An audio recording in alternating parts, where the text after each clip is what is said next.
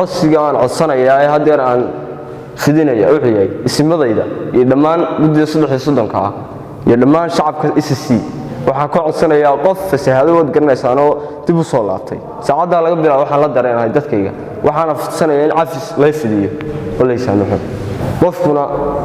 midanimaan cilmi qabtaan maanta halkaan ku xidhan anaa isdhigay waayo sababtoo ah qof dulmi iyo fasahaad ku jiray baan ahaa nasiib wanaag waxaan la dareenahay dadkayga iyo dalkayga iyo diinteyda waxaana diyaar u ahay inaan shacabkayga lagu waxyeeleynayo gobolka Sool inaan la dareenahay saacada laga bilaabo ku soo dhawaada wararka wakaaladda wararka ee Kilwa Media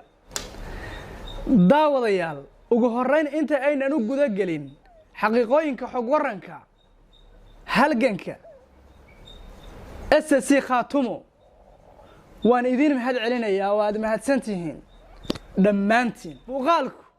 wax badan ayuu kaga duwan yahay muuqaaladii hore sheer gareeya oo gaarsiiya jamaahiirta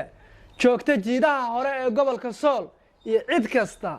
oo halganka SSC Khaatumo qayb ka ah soo dhawaada waxaan idin hayaa xog xasaasi ah oo bilaa xoorana maxaabiistu afkooda ayay idinka xog waramayaan waan idinka dhaxbaxaya caawa idinka iyo iyaga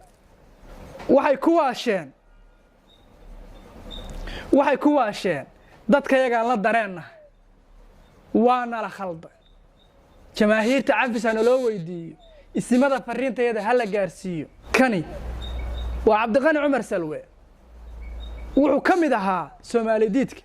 waxa laga soo qabtay deegaanka Ceegaag dhageyso hadallada wanaagsan uu ku beer la xawsanayo jamaahiirta wuxuu ku celcelinayaa oo cadeynaya in ay Soomaaliland tahay cadow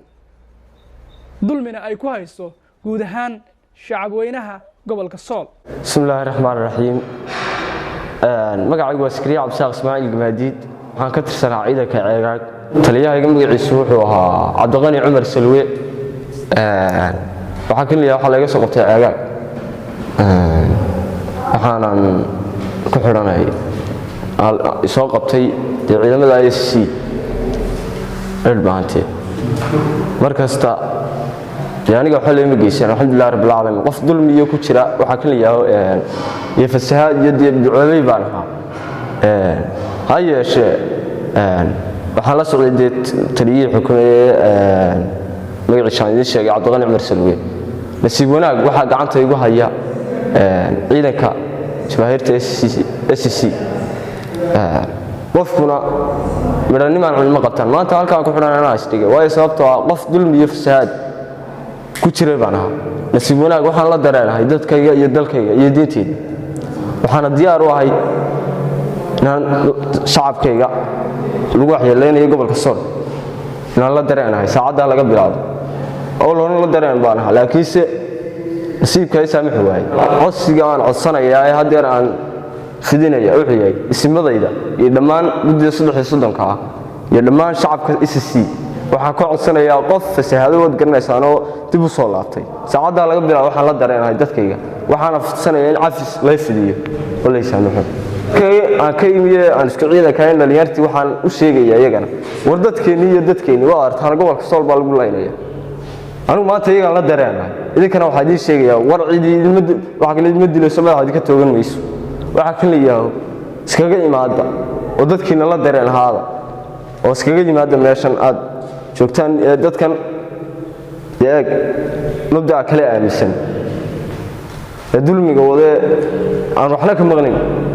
marka waxaan u sheegayaa dhammaan askartan isku leefalka ayna isku meesha joognay warimayo iskaga kaalay meeshaas oo dadkiini la dareeno